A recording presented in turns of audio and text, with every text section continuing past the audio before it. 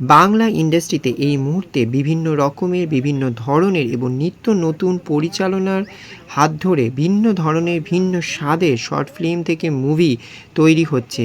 তেমনই এক অনবদ্য সাসপেন্স থ্রিলার নিয়ে আসতে চলেছেন পরিচালক মানস বসু সর্বপ্রথম দেবব্রত অধিকারীর হাত ধরে।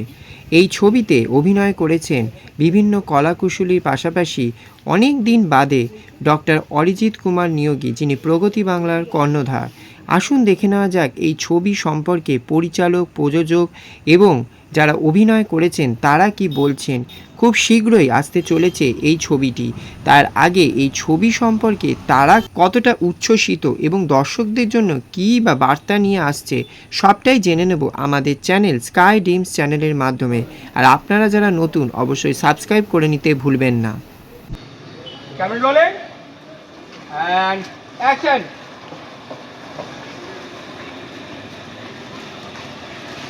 তোমরা ইন করেছো ক্যামেরা অ্যাকশন।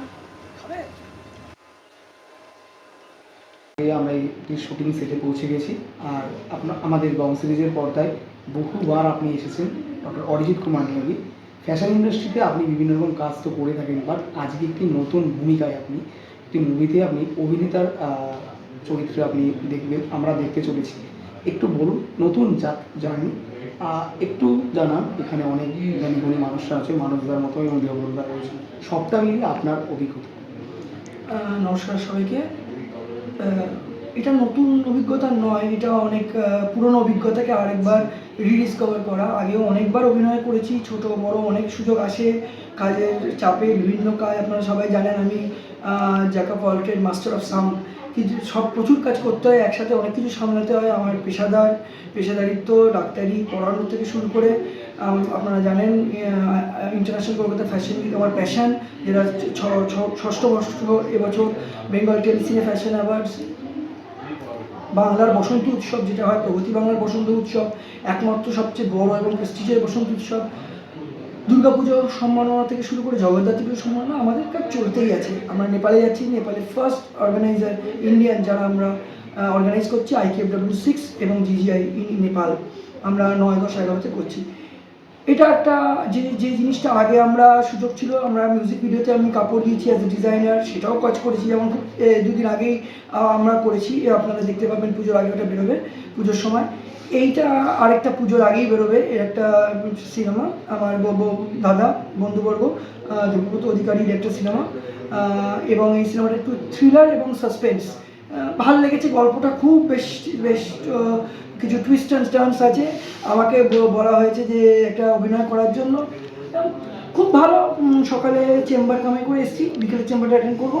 খুব ভালো লেগেছে, খুব এনজয় করেছি। আর আমার ক্যারেক্টার আমার মতনই রঙিন এবং প্রাণচঞ্চল ক্যারেক্টার, আপনারা দেখে আনন্দ পাবেন এবং আশা করি আপনার ভালো লাগবে। স্যার, আপনি আমাদের স্কাইড্রিম চ্যানেলের অনেক পুরনো মুখ। আপনাকে সবাই চেনে অ্যাজ এ অর্গানাইজার, ডিজাইনার এবং অ্যাস্ট্রোলজার, কিন্তু আপনি যে একজন অভিনেতা এটা তো সবাই জানে না। এখন আপনি এই মুভিতে একটা অভিনয় করছেন, আজকে সবাই আপনাকে একজন অভিনেতা হিসাবে জানলো।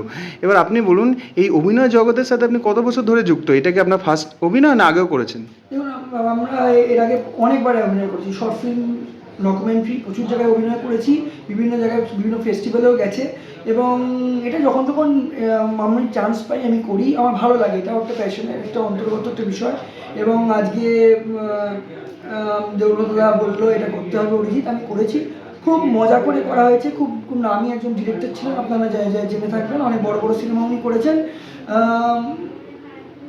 খুব সুন্দরভাবে আমাদের কাজটা হয়েছে। আজকে আমাদের দ্বিতীয় দিন, আমার খুব ভালো হয়েছে শ্যুটটা, এইটুকুনি বলতে পারবো। আর আপনাদের আশা করি শ্যুটটা ভালো লাগবে। সিনেমাটা যখন আপনারা রিলিজ করবেন, আপনারা দেখবেন, আপনারা আমাদের মূল্যবান মতামত দেবেন, যাতে আমরা আরও ইম্প্রোভাইজ করতে পারি সব কিছুর বিষয়ে। Thank you sir. ধন্যবাদ। না দাদা, সর্বপ্রথমে আমাদের চ্যানেলে একটু জানতে চাই, আজকে আমরা নতুন একটি মুভি আসতে চলেছে, তার অ্যাজ এ ডাইরেক্টর রূপে তুমি রয়েছো এই মুভিতে। একটু জানাও এই মুভি থেকে আমরা কী কী দেখতে পারবো এবং দর্শকরা কি উপহার পেতে পারে। এই মুভি বিষয়বস্তু কি একটু আমাদের জানান। আমি খুব ছোট্ট করে বলি, সেটা হচ্ছে এই কাহিনীটা এটা আমরা তৈরি করেছি এটা একটি টেলিফোনকে কেন্দ্র করে এবং তার অস্বাভাবিকতা। একটি মানুষ তার একটি ল্যান্ডলাইনে হঠাৎ করে সে ছেড়ে দিয়েছে, হঠাৎ করে ফোন পেতে শুরু করে। কেন, কে করছে, কী করে ফোনটা আসছে, এই এইটিকে কেন্দ্র করেই একটি রহস্য আমরা তৈরি করছি এবং সেটাকে আমরা আস্তে আস্তে এই গল্পের মাধ্যমে আনফোল্ড করব। এটা একটা থ্রিলার টাইপ স্টোরি বলা উচিত।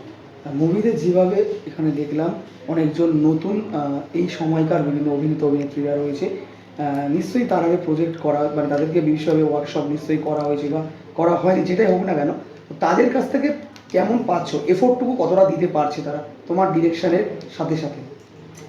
এটা একটা খুব ইন্টারেস্টিং পয়েন্ট। আমি এর আগে বেশ কিছু নামী অভিনেতার সঙ্গে কাজ করেছি, তো এখানে এসে সে অর্থে আমি কেউ নেই, প্রচুর নতুন আছে আর কিছু কাজ করা ছেলে পুলে বা নতুন মেয়ে আছে। ইন্টারেস্টিং পয়েন্ট, এরা সবাই যা হয় খুবই আগ্রহী, ভালো করার দিকে এদের খুব মনোযোগ। আমরা কয়েকদিন রিহার্সও করে নিয়েছিলাম যাতে এখানে এসে আমাদের সময় নষ্ট না হয় এবং খুব ভালো করে সবাই পারফর্ম করতে পারে। তো যা হয় সবাই খুব আগ্রহী, সবাই খুব ভালো করতে চাইছে। এই যে we hope for the best, আশা করছি খুব ভালো কাজ হবে। অ্যাজ এ ডাইরেক্টর হিসেবে তো একটা ভিশন থাকে যে একটা কাজ আসতে চলেছে, তার যতটুকু মানে তোমার পক্ষ থেকে যতটা পরিমাণে বেস্টটুকু দেওয়া যায়, তো সেক্ষেত্রে দর্শকরা কতটা পরিমাণে আজকের দিনে জেনজি হোক বা সমস্ত বয়সের ক্ষেত্রে হোক রিলেট করতে পারবে এই গল্পটা? রিলেট করাটা খুব সহজ হবে, বিকজ ইটস আ থ্রিলার। এবং মজা হচ্ছে যে জেনজির তো ভালো লাগবেই, সাথে যেহেতু ক্যারেক্টারগুলোর একটু টিপিক্যাল একটু বাঙালি ঘরানা আর বয়স নানা রকমের ছাপ আছে, কাজে যাদের একটু বয়স হয়েছে বা মধ্যবয়সী এই গল্প তাদেরও টানবে। তাদের গল্প বলে এবং তার সঙ্গে এই রহস্যের মোড়কটা আছে বলে এই গল্প আশা করছি বহু মানুষের কাছে পৌঁছে যাবে এবং তাদের সত্যিই ভালো লাগবে। ওর নামটা একটু বলুন। আপনার নাম আর পরিচয়টা একটু জানেন? আমার নাম মানস বসু, পরিচালনা করি। ধন্যবাদ। ধন্যবাদ, থ্যাংক ইউ স্যার। নতুন আঙ্গিকের একটি মুভি যেটা মানুষ দেখতে চলেছে আগামী কিছুদিনের মধ্যেই। মানুষ তার মতন এখানে ডিরেক্টর দেবব্রত মতো কাজ করছে, আপনিও এখানে রয়েছেন এবং অ্যাজ এ প্রডিউসার রূপেও আপনাকে এখানে আমরা দেখতে পাই। সবটা মিলিয়ে কি বলবেন এই মুভিটি? একটু দর্শকদের জানান। আমি জীবনে এত বছর আমার বয়স হয়ে গেল, এই প্রথম আমি ক্যামেরার সামনে, এবং মানুষবাবুর মতো এত ভালো ডিরেক্টর আমাকে বুঝতেই দেয়নি আমি প্রথম করছি। আর দেবব্রত আমার ছোটো ভাইয়ের মতো, হ্যাঁ, ও অনেক কাজ আগেও করেছে। আর এটাও শুধু অভিনয় করছে না, পুরো দায়িত্বটাই ওর এত নিষ্ঠার সঙ্গে করেছে। আর যারা সাপোর্টিং স্টাফ আমরা রয়েছি তারা ওকে এত ভালোভাবে সহযোগিতা করেছে। আর আমরা মোটামুটি একটা টিম তৈরি হয়ে গেছে। আজকে মনে হচ্ছে আমাদের শুটিংয়ের শেষ দিন, হয়তো অনেকের সঙ্গে অনেক দিন দেখাই হবে না, কিন্তু মনটা খুব খারাপ লাগে। স্যার, আপনার কি মনে হয় আপনাদের এই এত সুন্দর প্রজেক্ট ওটা কতটা সাকসেসফুল হবে? আশা তো করছি দারুণ হবে, দারুণ গল্প, দারুণ ডায়লগ, সবাই ভালো অভিনয় করেছে। একটা গান রবীন্দ্রসঙ্গীত আছে, গানটাও শুনেছি, খুব সুন্দর হয়েছে। সব মিলিয়ে দারুণ প্রোডাকশন, এটা দারুণ। আপনার পুরো নাম আর পরিচয়? নাম আর পরিচয়। আমার জয় রায়, আমি সার্ভিস করি, এটা শখে করেছি, একটা ভালো লাগলে আবার করুন। ধন্যবাদ। ধন্যবাদ।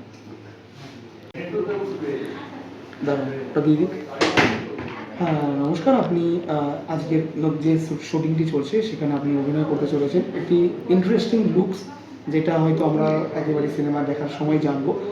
আপনার নাম আর পরিচয় বলবেন যে আপনার অভিজ্ঞতা কেমন, এখানে কেমন লাগছে এখানে শ্যুট করে? হ্যাঁ, আমি নমস্কার, আমি সঞ্চারী ব্যানার্জি, আর আমি এটা আমার প্রথম অভিনয়।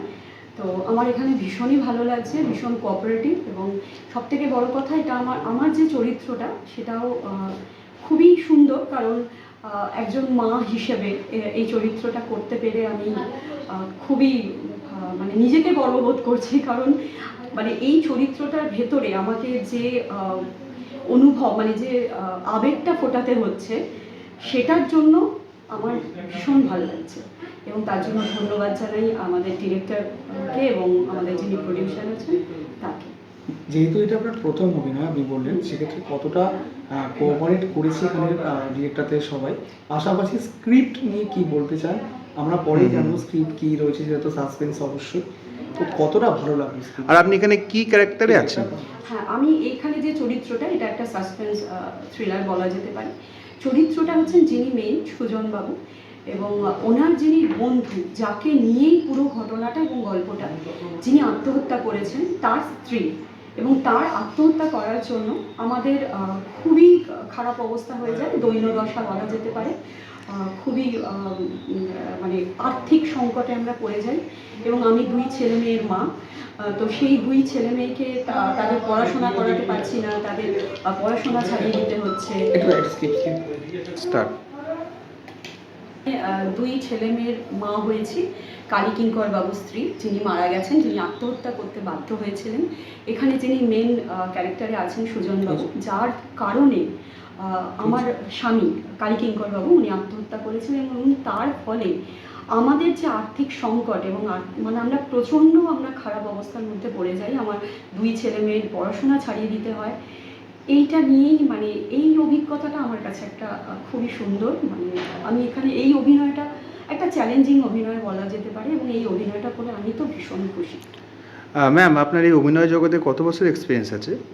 আমি আসলে একটা সময় মডেলিং করেছি, ফ্যাশন শো অর্গানাইজ করেছি, এবং আমি নিজেও মিডিয়া লাইনে ছিলাম, এবং বহুদিন ধরে অ্যাঙ্কারিং, ভয়েস রেকর্ডিং এসবের সাথেও যুক্ত ছিলাম।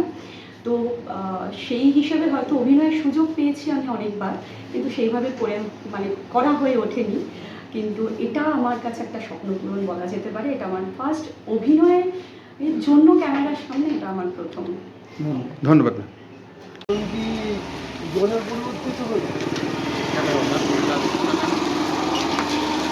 তুমি তো এতদিনই করোনা বাজার যেতে, তুমি তো আনলি রাইজার।